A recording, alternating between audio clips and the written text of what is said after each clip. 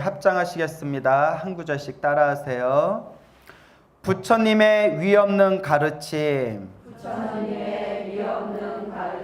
참으로 만나기 어려워라. 지금 보고 듣고 만났으니 부처님 법 깨달아지이다. 예, 교재 펼쳐볼까요? 우리가 앞에서 지관을 닦는 법, 행주 좌와 가운데 혹은 일을 할 때 혹은 말을 할 때 우리가 지관을 닦는 법에 대해서 앞에서 배웠습니다. 그렇죠? 네. 예, 우리가 같이 읽어봤지만 딱히 어려운 내용들은 아니었고, 중요한 게 항상 이 마음을 관찰하고 이 마음을 항상 오른쪽, 좋은 쪽으로 다스리고, 항상 이 마음에 고정된 실체가 있다 없다, 고정된 실체가 없음을 여실하게 뚫어보아라. 이제 이런 내용들이 핵심이었습니다. 자, 그러면 이제 육군의 문 가운데 지관을 닦음이라고 돼 있네요. 그렇죠? 자, 육군이 뭐예요? 이거 무조건 외우랬어요. 안, 이, 비, 설, 신, 의. 눈, 귀, 코, 혀, 몸, 그 다음에 생각. 맞죠? 그래서 육군. 그러니까 우리의 몸뚱아리와 우리의 이제 생각을 뜻하는 건데, 우리 이제 몸뚱아리를 잘 다스리라는 거예요. 무엇을 잘 다스려라? 우리의 번뇌라는 게, 우리의 거친 번뇌들이 다 몸뚱아리에 집착하는 거예요. 눈으로 집착하고, 귀로 집착하고, 코로 집착하고, 맛으로 집착하고, 몸으로 집착하고, 다 몸뚱아리로 집착하는 것이거든요. 그러니까 이 몸뚱아리의 이 욕망을 잘 다스리는 것이 불법을 닦는 요체예요. 불교하는데 불교가 어려운 게 아닙니다. 바로 내 몸과 마음을 잘 다스리는 거. 그래서 여기서는 육군, 안이비, 설신이라는 이 6가지 감각기관, 나의 몸뚱아리를 통해서 지관, 사마타, 윗바사나를 닦는 방법에 대해서 이제 이야기하고 있습니다. 자, 그러면 이렇게 한번 볼까요? 다음은 육군의 문 가운데 지관을 닦는 것을 말하겠다. 이제 육군에서 지관, 사마타, 윗바사나를 닦는 것을 말하겠다. 1. 눈이 형색을 볼 때라고 했죠? 색. 눈으로 보여지는 대상을 색이라고 합니다. 눈으로 보여지는 대상을 뭐라고 한다? 색. 그래서 색성향 미초법, 색. 첫째, 눈이 형색, 색을 볼 때 지를 닦는다고 하는 것은, 눈이 색을 볼 때 지를, 사마타를 닦는 것은 어떤 방법이 있는가?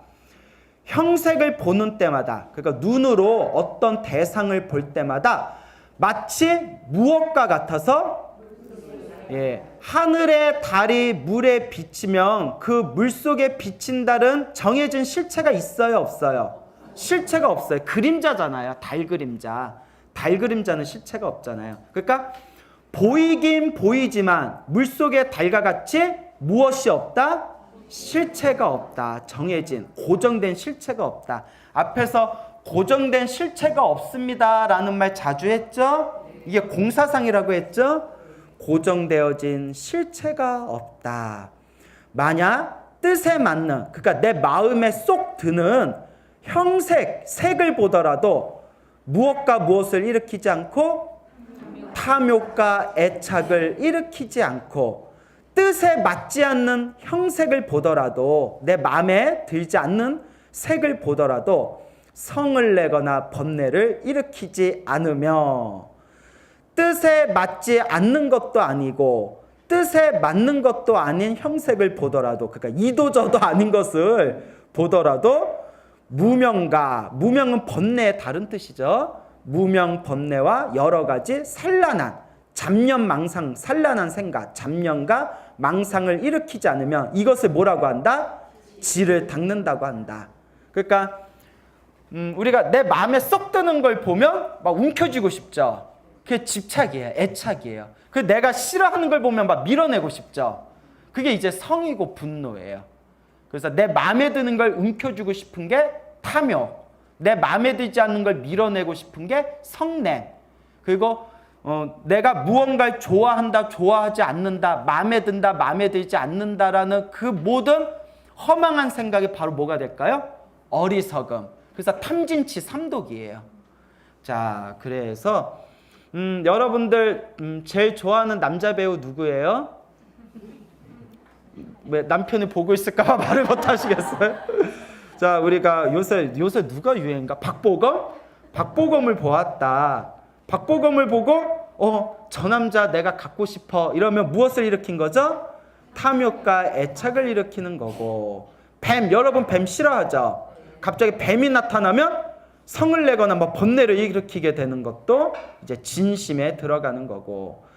내 마음에 쏙 드는 좋은 걸 보거나 내 마음에 들지 않는 것을 보거나 이런 거 다 상관없이 내 마음자리의 중심, 내 마음을 잘 다스리는 것, 이것이 바로 무엇을 닦는다고 한다?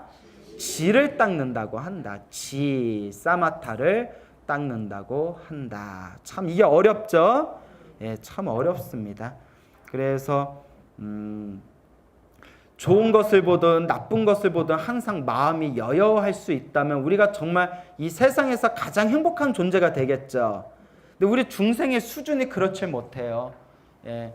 좋은 걸 보면 더 갖고 싶고 싫은 걸 보면 보기 싫고, 그래서 우리 중생이 겪어야 할, 중생이 윤회 세상에서 겪어야 할 8고 중에 하나가, 8가지 괴로움 중에 하나가 좋아하는 사람 못 만나서 괴롭고 싫어하는 사람 자꾸 봐야 괴롭다.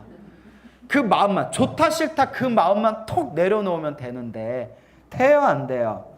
안 돼요. 참 어렵다. 그래서 부처님께서는 부처님을 찬탄하는 개송에 이런 내용이 나와요. 부처님의 친아들이 라울라예요. 부처님의 친아들이 라울라고, 부처님을 죽이려고 했던 부처님의 가장 악독했던 악인 중에 하나가 대바다타예요. 대바다타 아시죠? 근데 부처님을 찬탄할 때 어떤 내용이 나오냐면, 부처님은 중생을 바라볼 때 라울라와 대바다타를 구분하지 않는다. 중생을 향해서 자비심을 일으킬 때 친아들 라울라에게 자비심을 베푸는 거나 당신을 몇 번이나 죽이려고 했던 대바다타에게 자비심을 베푸는 거나 차별이 있다 없다? 아무 차별이 없다. 이런 개송이 있어요. 야, 정말 기가 막히죠? 그렇죠. 내 친아들하고 나를 죽이려고 했던 사람하고 어떻게 같을 수가 있겠어요? 근데 부처님은 아무런 차별이 없대요. 그래서 우리가 그 동양 철학을 공부할 때 유교 있죠. 유가 사상 하면 공자와 맹자를 이제 그 가장 그 으뜸으로 치잖아요. 공맹의 도리다 해서 공자, 맹자. 그리고 중국 철학에 묵자라고 있었어요. 묵자. 뭐 밥 묵자 이게 아니라 이 묵자라고 있었는데, 묵자가 주장한 건 뭐였냐면, 묵자가 주장한 거는 사람들을 차별 없이 사랑하자였어요. 그래서 어떤 학자는 중국의 예수다라고까지 불렀어요. 굉장히 예수님 사상하고 비슷하다고. 사람을 아무런 차별 없이 사랑하자. 내 아버지를 사랑하듯 다른 사람의 아버지를 똑같이 사랑하자. 그러면 이 세상이 평화로워질 것이다 주장인데, 그걸 맹자가 신랄하게 비판해요. 우리 맹자라면 대단한 사람이잖아요. 맹자는 뭐라고 했냐면, 야, 내 아버지가 다르고 남의 아버지가 다른데 어떻게 내 아버지와 다른 사람의 아버지를 차별 없이 사랑할 수가 있냐? 이거는 이단이다 라고 했어요. 그래서 근데 중국의 수많은 지식인들은 이제 누구 편을 더 많이 들었을까요? 맹자 편을 더 많이 들었죠. 근데 불교 공부를 해보면 역시 누구 그릇이 더 넓었던 것 같아요? 묵자 그릇이 더 넓죠. 그래서 다 같이 밥 묵자. 그래서 저도 맹자 글을 잠깐 앞부분을 읽어본 적이 있는데, 맹자는 좀 거친 느낌이 들어요. 예, 공자님은 학교에 온화한 교장 선생님 같은 느낌이 들고, 맹자는 학생부장 선생님 같은 느낌 있잖아요. 그래서 이와 같이 좋다 싫다라는 내 마음만 내려놓는다면 내 마음의 수행이 정말 깊어질 텐데 그게 참 마음 같지 않다라는 게 수행하다 보면 느껴집니다. 그렇죠? 그래서 내가 불자들한테 이런 얘기예요.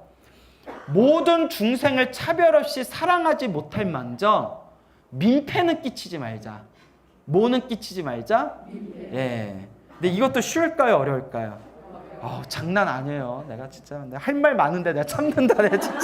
내가 진짜 왜 종교를 믿는 사람들이나 안 믿는 사람이나 하는 거 보면 갑갑할 때가 있어요. 그래도 우리가 자꾸 닦아야죠. 예, 자꾸 닦아야죠. 자, 무엇을 눈이 형색을 볼 때 관을 닦는다고 하는가? 앞에서는 무엇을 닦는 거? 질을 닦는 거. 여기서는 관을 닦는 거. 마땅히 이렇게 생각을 해라. 눈에 보이는 것이 있을 때마다 즉 보이는 모양은 뭐하다? 텅 비어 공적하다. 텅 비어 공적하다. 그러니까 이것도 같은 말이에요. 고정된 실체가 있다 없다. 예, 인연 따라 일어나고 인연 따라 사라지는데 그 인연법은 텅 비어 공적하다. 집착할 바가 없어서 고요해진 경지예요. 공적한 것이다. 앞에서 배웠죠?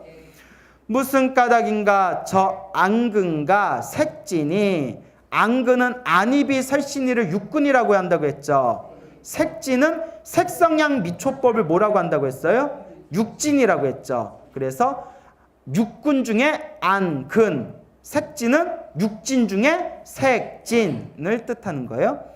저 앙근과 저 색진이 텅 비고 밝은 가운데 보이는 것도 있고 또한 분별하는 것도 보이는 것도 없고 또한 분별하는 것도 없다라고 돼 있죠. 왜? 분명히 보세요 여러분. 앙근, 나는 분명히 눈이 있고 색진, 내 앞에는 책이라는 대상이 있거든요. 그런데 왜 분명히 나는 눈이 있고 분명히 내 앞에 책이 있는데 보이는 것도 없고 분별하는 것도 없다라고 했을까요? 누구 입장에서 한 얘기예요? 깨달음을 얻은 부처님 입장에서 봤을 때 보이는 대상이나 보고 있는 눈이나 분별하는 것이 본래 있다 없다. 고정된 실체가 없다는 거예요. 광운스님은 눈이 있어요 없어요? 그렇지만 눈이라고 할 만한 고정된 실체가 있다 없다. 예, 끊임없이 무상이에요. 끊임없이 변하고 있어요. 그리고 광운스님 눈앞에 책이 있어요 없어요? 있잖아요. 근데 책이라고 할 만한 고정된 실체가 있다 없다? 없어요. 책이라고 분별할 만한 고정된 실체가 없어요. 그래서 반야심경에서 무 안입이 설신이 무 색성야 미초법. 안입이 설신이 색성야 미초법 앞에 뭐가 붙어요? 무 없을 무자가 붙어요. 고정된 실체가 있다 없다? 고정된 실체가 없대요. 근데 이거는 머리로 따질 수가 없는 거예요. 머리로는 이해해도 결국 무엇으로 깨달아야 된다? 마음으로 깨달아야 돼요. 알겠죠? 예, 깨달음의 입장에서 보면 우리가 실체가 있다고 집착하던 것들이 사실 실체가 없대요. 그냥 인연 따라 일어나고 인연 따라 사라지는 것이고, 깨달음의 눈으로 보면 불생불멸, 나지도 않고 멸하지도 않고, 불구부정, 더럽지도 않고 깨끗하지도 않고, 부중불감, 더하지도 않고 늘어나지도 않고 줄어들지도 않는다. 누구 입장에서 봤을 때? 깨달음의 입장에서 봤을 때. 자, 그래서 인연이 화합하여, 그러니까 인연 따라 일어나고 인연 따라 사라지고, 인연이 화합하여 무엇이 생기고? 안식이 생기고. 안식이 뭐냐면 눈이 앙근이에요. 눈이 뭐라고요? 앙근. 눈에 보이는 대상이 색진이에요. 색경 혹은 색진. 육진하고 육경하고 같은 말이라고 누누이 말씀드렸죠? 눈으로 보여지는 게 색진, 색경이에요. 그러면 눈만 있다고 본다, 못 본다? 못 본다. 뭐가 있어야 된다고 했어요? 식이 있어야 된다고 했잖아요. 식. 시체도 눈이 있어요, 없어요? 시체도 눈이 있지만 볼 수 있어요, 못 봐요? 뭐가 없기 때문에? 식이 없기 때문에. 그러니까 눈으로 대상을 볼 수 있는 마음작용이 식이에요. 이게 안식이에요. 귀로 치면 무슨 식이에요? 이식이에요. 코로 치면 무슨 식이에요? 비식이에요. 이거 앞에서 여러 번 설명 들었죠? 예. 인연이 화합하여 무엇이 생겼다? 안식이 생겼다. 대상을, 눈으로 대상을 볼 수 있는 마음작용이 생기고, 안식을 인연으로 무엇이 생기며? 의식을 생기며, 눈으로 대상을 보면 눈으로 대상을 본 것을 생각으로 헤아리는 것이 바로 무슨 식이에요? 의식이에요. 의식. 알겠죠? 안식은 눈으로 보는 마음작용, 의식은 눈으로 본 그 대상을 분별하는 작용이 의식의 작용이에요. 이 의식이 능히 갖가지 눈으로 본 형색을 뭐한다? 분별한다는 거예요. 여러분 생각에. 그러니까 여러분들이 눈으로 예쁘게 생긴 사람과 못생기게 생긴 사람을 그냥 눈으로 봤을 때는 예쁘다 못생기다라는 개념이 없어요. 무슨 말인지 알죠? 예쁘다 못생기다라는 게 없고 그냥 눈으로 그걸 봤을 뿐인데, 눈으로 봐서 예쁘다 못생기다라는 그런 분별은 어디서 일어나는 거예요? 의식에서 일어나는 거예요. 그러니까 우리가 뭐가 예쁘다, 못생겼다, 잘났다, 못났다, 좋다, 싫다는 사실 다 누가 만든 한바탕 쇼예요? 내 마음이 만든 쇼예요. 다 내 마음에 내가 속고 있는 거예요. 이로 인하여 일체 법례와 선악 등의 법이 있으나, 일체 법례와 선악 등의 선업과 악업 등의 법, 현상, 존재, 현상이 있으나 돌이켜서 그 모든 현상, 존재를 돌이켜보면 마땅히 형색을 생각하는 마음, 그 자리를 돌이켜서 관찰해보면 그 분별하는, 그 형색을 생각하는, 분별하는 모양의 실체가 있다 없다? 없다는 거예요. 그래서 보이지 않는다. 사실 마땅히 알아라. 본다는 것과 일체 모든 법은 필경 뭐한 것이다? 공적한 것이다. 본다는 것도 고정된 실체가 없고, 보여지는 일체 모든 현상도 실체가 없어서 다 실체가 없다. 공이고 텅 비어서 고요할 뿐이다. 그게 공적이라는 거예요. 이것을 관을 닦는다고 한다. 자, 이제 앞에서 본 이 내용의 패턴이 그대로 이어지는 거예요. 알겠죠? 이런 식으로 패턴이 쭉 이어집니다. 근데 이걸 가만히 제가 읽어봤더니 결론이 하나더라고요. 나는 내 눈으로 보고 귀로 듣고 냄새 맡고 맛으로 보고 손으로 느끼고 생각하는 모든 것들이, 우리 중생은 실체가 있다라고 하지만 여기서는 끊임없이 뭘 강조하고 있을까요? 고정된 실체가 없다라고 깨주고 있는 거예요. 부셔주고 있는 거예요. 그러니까 이렇게 생각하는 거예요. 이게 다 꿈인데 나는 이 세상이 꿈인 걸 모르고 이 꿈이 진짜다라고 믿고 있는데, 부처님께서 꿈에서 먼저 깨어나신 분이 꿈을 꾸고 있는 우리한테 아니다, 이거는 네 마음이 만든 환상이고 본래 실체가 없는 거다, 이거는 꿈이다 라고 가르쳐주고 있는 거예요. 알겠습니까? 자, 그래서 이런 내용들이 반야심경 금강경에 적나라하게 드러납니다. 그래서 우리가 언젠가 기회가 되면 여기 금강경 반야심경을 한번 공부해 보겠지만, 지금 이렇게 공부해 놓은 에너지가 축적되면 나중에 이제 경전 하나 배우고 2개 배우고 3개 배우고 할 때 그게 이제 툭툭 터져요. 아, 이게 반야심경에서 말했던 그게 통하는구나. 아, 이게 천태소지간에서 배웠던 그게 통하는구나. 금강경을 보고 뭐 나중에 법화경을 보면 아, 금강경에서 말한 내용과 법화경에서 말한 내용이 톱니바퀴처럼 서로 상호보완하는구나. 이런 게 쫙 이렇게 풀리면서 경전의 말씀은 일미라, 한맛이라, 경전의 각각의 서로 제각기 다른 맛이 다 한맛으로 통하는구나라는 걸 느끼게 될 겁니다. 알겠죠? 네. 자, 그러면 이제 이런 패턴으로 이제 계속 이야기가 진행이 됩니다. 두 번째, 귀가 소리를 들을 때에 사마타를 닦는다는 것은, 귀가 이제 소리를 들을 때 어떻게 닦느냐?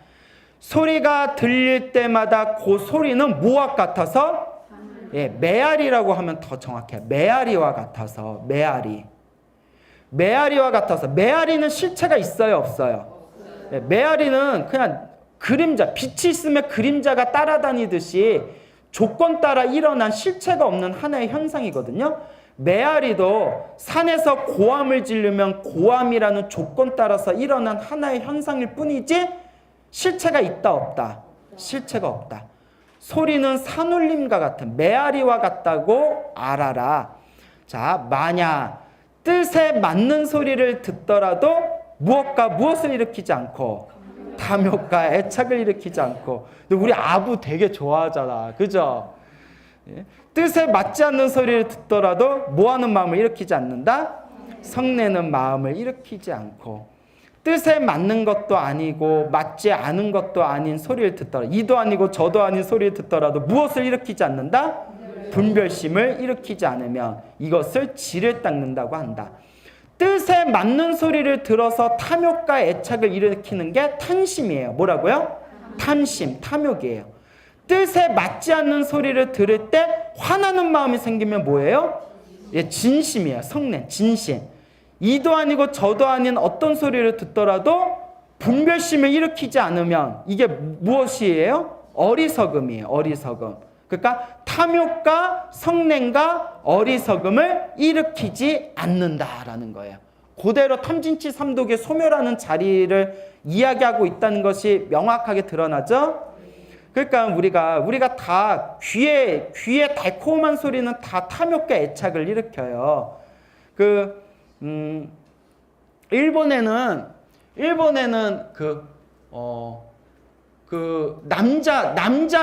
남자가 운영하는, 남자가 손님을 받는 호빠라는 게 있대요. 호빠. 얘기 들으셨어요? 뭐 한국에도 있겠지만. 근데 일본의 외로운 여자들이 그 호빠 남자들 거기에 푹 빠져들면 막 집문서 날리고 그런대요. 그러면 비결이 뭐냐면, 저도 인터넷으로 봤어요. 거기에 그런 남자들이 운영하는 호빠 같은 데 가는 게 마음이 허해서 가는 거잖아요. 그럼 가면 달콤한 목소리로 가슴을 그렇게 녹여준대요. 예? 언니 왜 이제 왔어? 뭐 이러면서 나 살 빠졌잖아. 아니 왜? 언니 못 봐서. 뭐 이러면서 뭐 이러면서 뭐 큰일 났네. 예, 그래요. 그러니까 이렇게 탐욕과 애착을 막 이렇게 빠져드는 거예요. 그러니까 막 거기에 푹 빠져서 집문서 날리고 막 그런 거죠. 그리고 내 마음에 맞지 않는 소리를 들으면 어떤 마음을 일으킨다? 성내는 마음을 일으켜요. 막 누가 야, 이 십장생아 막 이러고, 이 시베리안 허스키야 막 이러고, 야, 이씨 수박 씨 발라 먹어 막 이러고 수박에 씨를 발라 먹으라는 아주 그런 좋은 이야기를 해주면서, 예? 입에 담을 수도 없는 욕을 했을 때 이 화나는 마음을 다 일어나잖아요. 그때 마치 그 소리를 들을 때 뭐와 같다는 것을 하고 알아라? 메아리 같다. 실체가 없는 메아리와 같구나. 근데 돼요, 안 돼요? 안 돼요? 그래요. 네.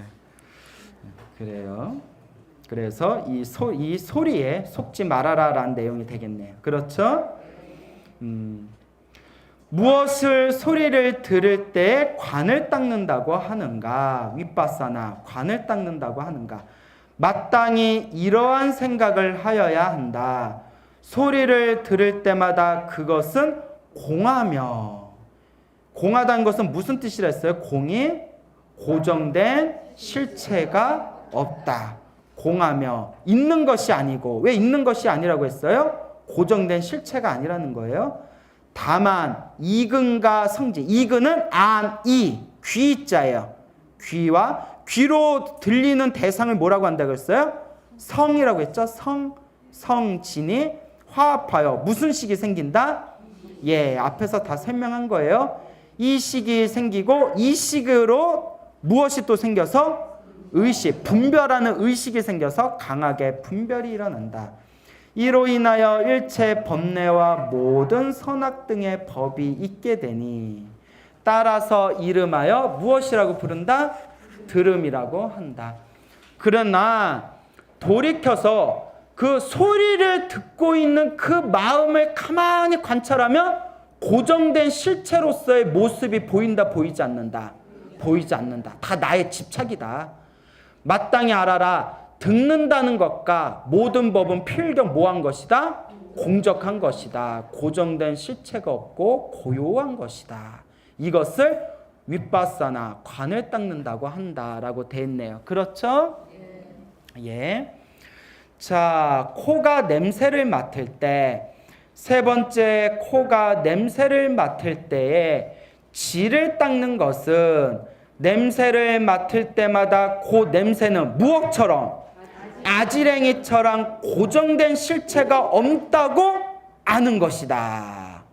냄새를 맡을 때, 사실 이 냄새가 사람의 심리에 엄청난 영향을 미친대요.